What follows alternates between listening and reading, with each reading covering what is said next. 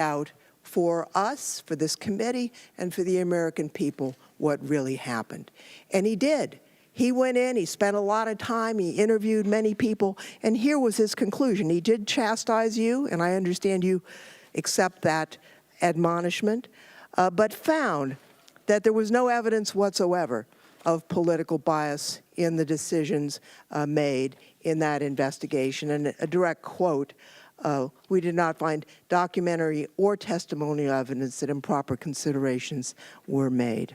Now, you know, to listen to some of my friends, you'd think that the FBI, which I had always felt was a rather made up of conservative law enforcement people, had magically been transformed into a left-wing organization. That's not my understanding. And in fact, if you take a look at the people who are in charge, I mean, you've got Mr. Wray, who was appointed by President Trump, who is not a Democrat, Mr. Comey, who was appointed by Mr. Trump, he's not a Democrat.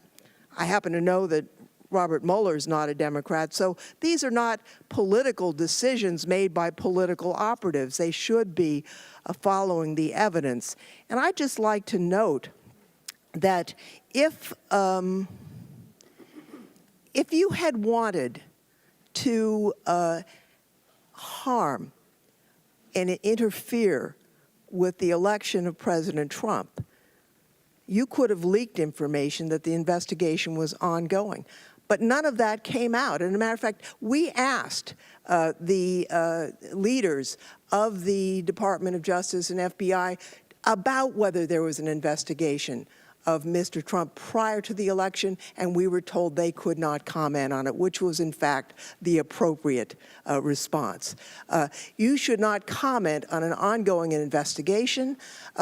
If you find something, you have an indictment. If you don't find something, you say nothing. That's where Mr. Comey erred.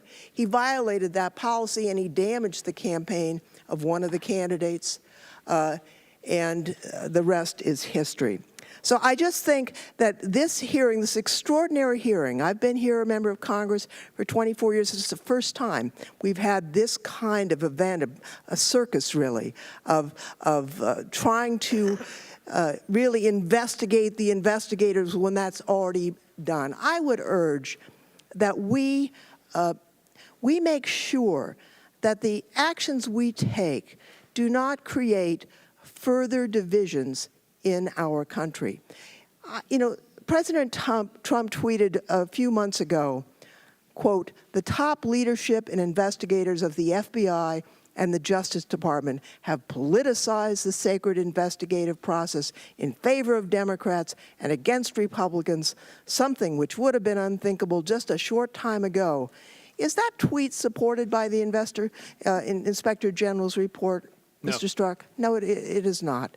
I would hope that those of us on the committee who believe in the rule of law, who understand that our country will be damaged if we allow political divisions to attack our law enforcement agencies, to undercut investigations, that we will be harming our country in a way that our enemies, including Russia, hope we would do. That's why they interfered in our election, to cause us harm, to create division among the American people and among us here in the halls of government. So I would ask that we take yes for an answer.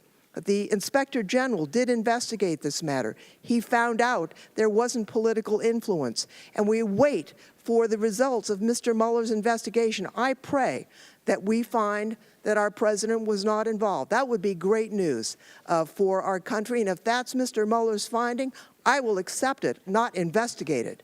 I hope that we can put our partisanship at the door, step back from the precipice that we are finding ourselves now, and I would hope that this hearing, which I think serves no good purpose for our country, could be brought to an end. I yield back, Mr. Chairman. Madam Gentlewoman has expired. The chair recognizes the gentleman from Tennessee, Mr. Duncan, for 5 minutes. Thank you, Mr. Chairman. And first of all, very quickly, I would like to associate myself with the really outstanding opening statements made by Chairman Goodlatte and Chairman Gowdy, which I think were two of the finest opening statements I've heard in my 30 years in Congress, and express my views completely. Let me also say, while Mr. Strzok will stubbornly not admit what almost everyone else knows is extreme bias, I find it amazing that he can sit here and say that he was not biased in a way that clearly colored and affected his investigations. And if you don't agree with that, I want to read the words from Mr. Horowitz, the Inspector General of the Justice Department, who wrote that the Clinton investigation, quote, was the way it was conducted, quote, was inconsistent with typical investigative strategy and gave rise to accusations of bias and preferential treatment, unquote. Then I would guess that Mr. Strzok knows Chris Swecker, who spent 24 years with the FBI and retired as the head of all the FBI criminal investigations. And Mr. Swecker wrote, he said, the IG report presents jarring evidence of political bias by the FBI against Republican presidential candidate Donald Trump, but fails to add it all up to come to the inevitable conclusion that political bias was there. This is like saying 1 + 1 = 0. Mr. Strzok, do you have any reason to think that Mr. Horowitz or Mr. Swecker have some sort of bias or animosity toward you? Sir, I disagree with Mr. Swecker's conclusions. I can't speak to Mr. Swecker's motivations of bias whatsoever, and I know of no bias by the Inspector General. Also, Cheryl Atkinson, a columnist for one of the Capitol Hill newspapers, wrote this, quote, the earth-shattering finding on Strzok by the Inspector General confirms a citizenry's worst fears. A high-ranking government intel official allegedly conspired to affect the outcome of a U.S. presidential election. Let me ask you this, Mr. Strzok. You know that judges who have even minimal bias are required to recuse themselves from a case. Do you think that FBI agents have some sort of that they're special people who shouldn't be held the same high standards that judges are in deciding where to recuse themselves? Sir, I would absolutely say that FBI agents, judges, all are expected that whatever their personal beliefs, that they set those beliefs aside in their pursuit of the truth or their application of the law. So you don't believe that you were entitled to a lower standard I believe I believe I'm held to the highest standard and that I abided by that. But you told Chairman Goodlatte that you did not think you should have recused yourself in this case. Sir, I'd say that's entirely consistent. I believe that all of my personal opinions were never taken into account in anything that I did in an official act. I think that was appropriate. I think that is in keeping with the highest standards of the FBI.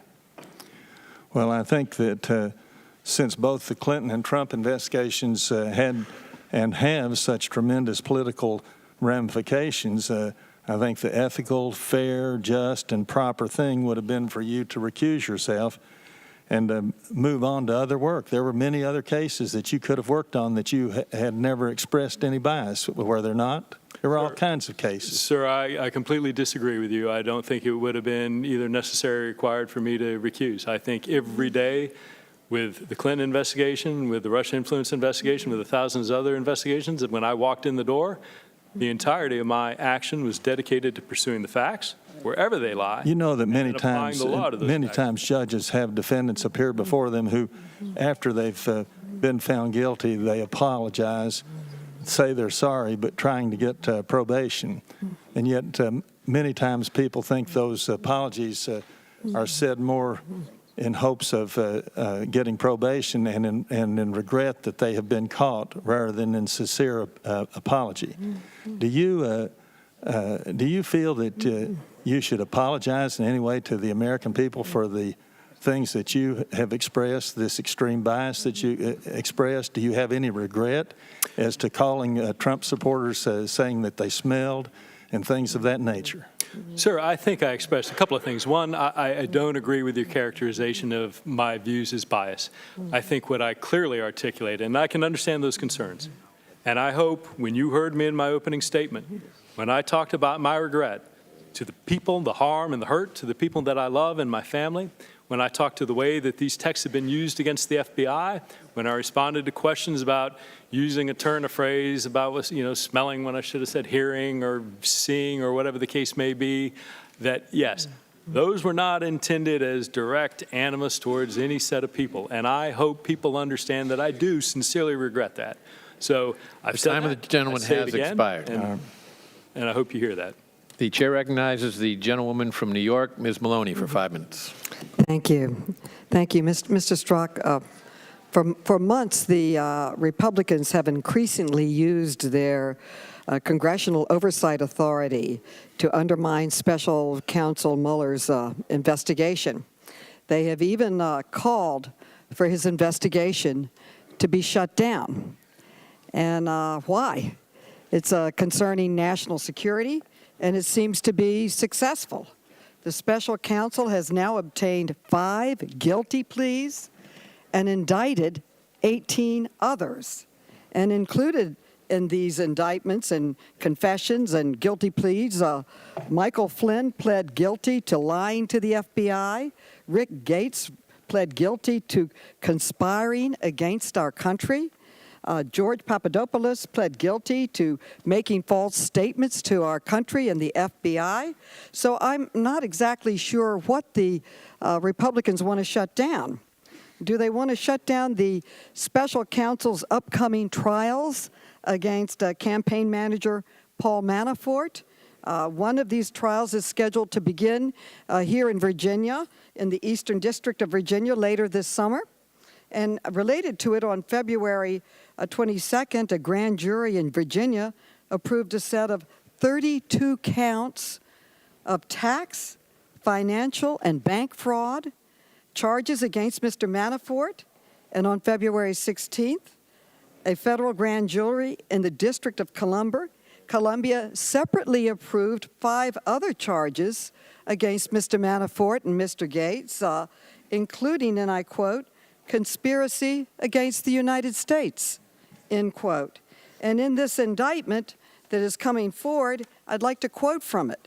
It says, the defendant, Paul Manafort, together with others, including Gates, knowingly and intentionally conspired to defraud the United States by impeding, impairing, obstruction, and defeating the lawful governmental functions of government agencies, namely the Department of Justice and the Department of the Treasury, and to commit offenses against the United States of America, end quote. Now, since this indictment, Gates has pleaded guilty, and he's now cooperating.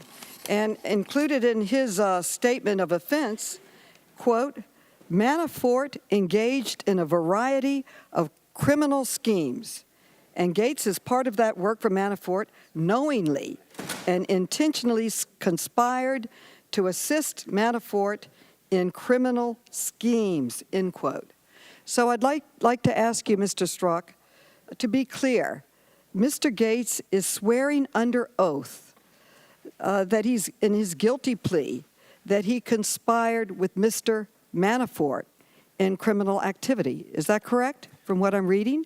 Ma'am, I'm not familiar with this statement of facts, but I'll stipulate to what you're reading. Okay. So in a few weeks, Mr. Manafort's trial date is set to begin, and the special counsel team of prosecutors will present their evidence.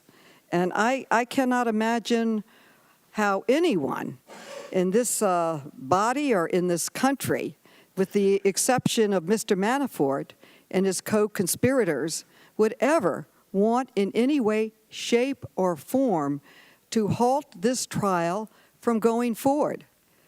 Can you think of any reason why anyone would want to halt this trial from going forward, Mr. Strzok? I'm not aware of any. Thank you, and I yield back. Will the gentlewoman yield? And I yield to Mr. Cummings. Yeah. But the gentleman, I yield to the gentleman, Mr. Meadows. I thank the gentleman, and I thank the gentlelady. Mr. Chairman, in a spirit of transparency, and I think we all want transparency here, I would offer for the chairman's consideration and this body's consideration. Releasing the full transcripts that we had in the 11th hour, breaking with two different conditions. One is that we have the opportunity to interview Ms. Lisa Page first, since those text messages were back and forth between two witnesses. And the second, that we can scrub that transcribed interview for any personal relevant information that might be embarrassing before we do that. And with that, I'll yield back.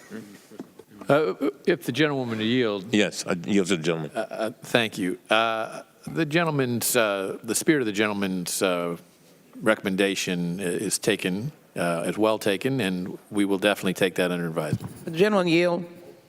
I yield.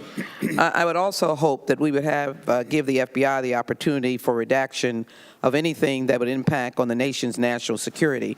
I think that is extremely important, and I hope the gentleman would accept my modification. Reclaiming my time, it's my understanding the gentleman does accept that from the gentleman from North Carolina. And I want to thank him for trying to, as he usually does, trying to work these things out and full transparency. And I think that's important. I think the American people and this committee would appreciate it. Will the gentleman yield for a question? I yield. Does the gentleman from North Carolina's suggestion relate solely to the testimony of Agent Strzok, or under the same guise of transparency, would we apply that same process and that same standard to the previously unreleased testimony of Andrew McCabe, who was examined in a similar environment? I yield to the gentleman. I think in a spirit of transparency, we need to look at all transcribed interviews to let the American people judge for themselves. I thank the gentleman for his question, and I think that's consistent with my conversation with the gentleman from Maryland. Thank you very much, and I yield back. The chair recognizes the gentleman from Texas, Mr. Smith, for 5 minutes. Thank you, Mr. Chairman. Mr. Chairman, I'll yield my time to my friend and colleague from Texas, Mr. Ratcliffe. I thank my colleague for yielding. Agent Strzok, on May the 9th, 2017, President Trump fired FBI Director Jim Comey. That same day, you and FBI lawyer Lisa Page exchanged quite a few texts on the topic. At 8:14 p.m. on that day, you texted Ms. Page and said, quote, "And we need to open the case we've been waiting on now while Andy is acting," end quote. First, is that Andy McCabe, the former deputy director of the FBI, who has since been fired and criminally referred by the Inspector General? It is. All right. And what case are you referring to opening now that Andy is the acting director of the FBI? Sir, to get into that would relate to ongoing investigations, which, consistent with the department's policy on ongoing investigations and based on the special counsel equities, I'm not authorized to discuss ongoing investigations. Okay, well, let me see if I can give you a question that you can answer. You sent 4 more texts to Ms. Page, and her first response to you at the bottom of that page you're looking at is, quote, "We need to lock in," and then there's a black mark where someone's name's been redacted.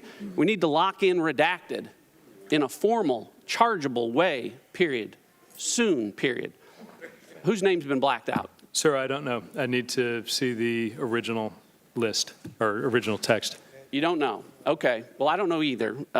Here's what else I don't know. I don't know if the person whose name has been redacted is Republican or Democrat. I don't know if they're black or brown or white. I don't either, sir. I don't know their religious beliefs. I don't know their sexual orientation. I don't know those things, and I don't care.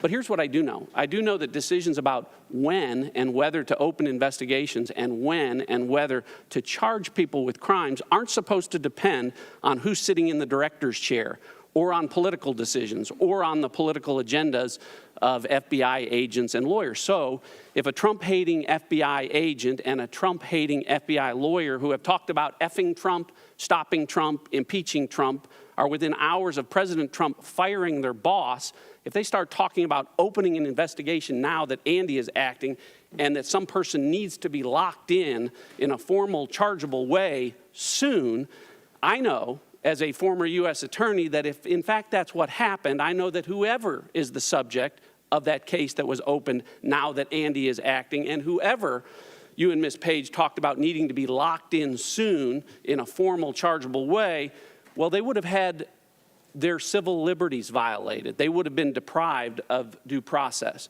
So my first question to you, you wouldn't answer. My second question to you, you couldn't answer. Let's go for a third question. On page 400 of the Inspector General report, someone tells the Inspector General, quote, there is a bright line, a bright and inviolable line between what you think personally and belief and the conduct of your official business. Who said that? I believe I did, sir. You did say that. And I heard you say similar things last week. I heard you say similar things today. You said it very clearly. You said it very unequivocally in your opening remarks that you never crossed that inviolable line in 26 years. Earlier today, in response to a question, you said, I took my personal belief out of every official action.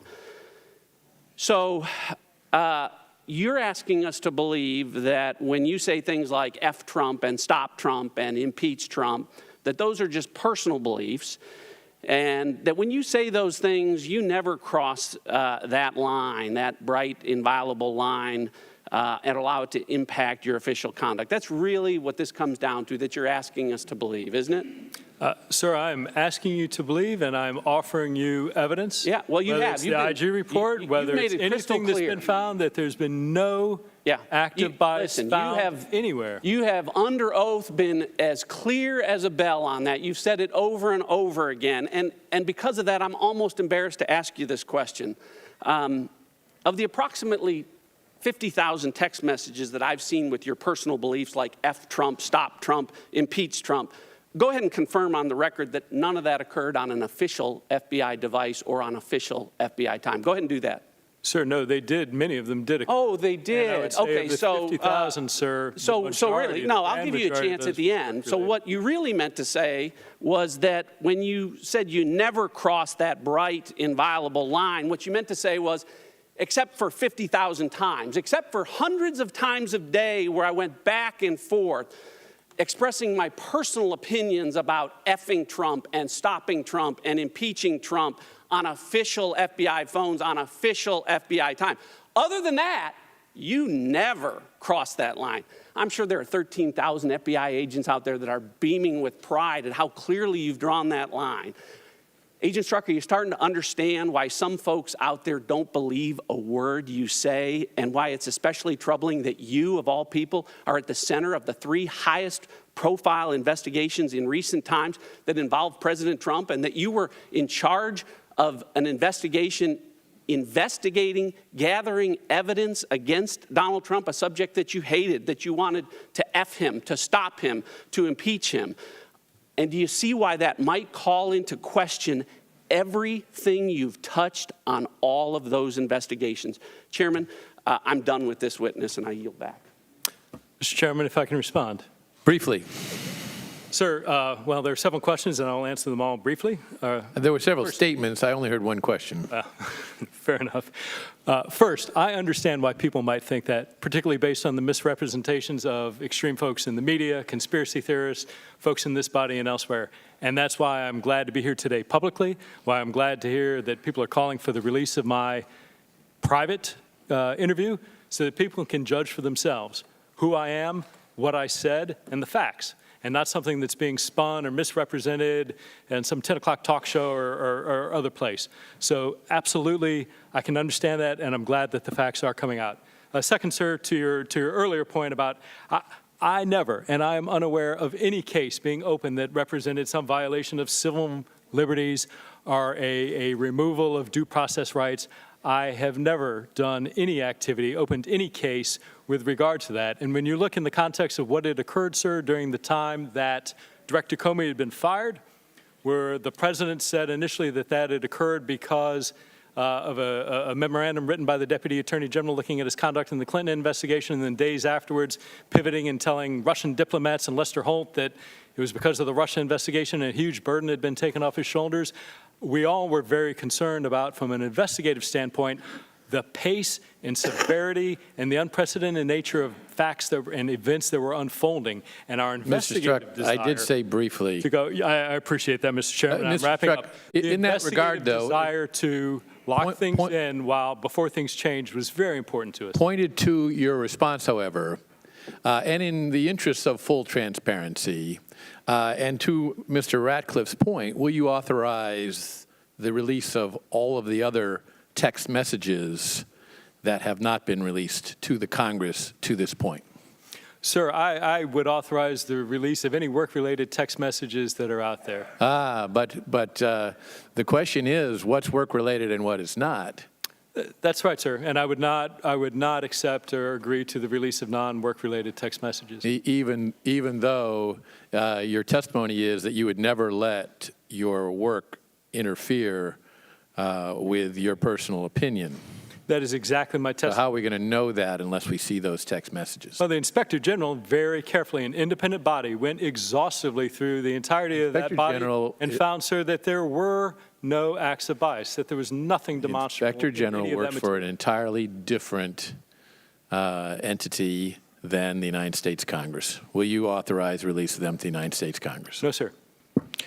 Mr. Chairman, point of inquiry. I'm trying to understand his answer. My understanding was that the Inspector General did not see what he is claiming to be his personal text, that they were requested and he delivered what he said was business related.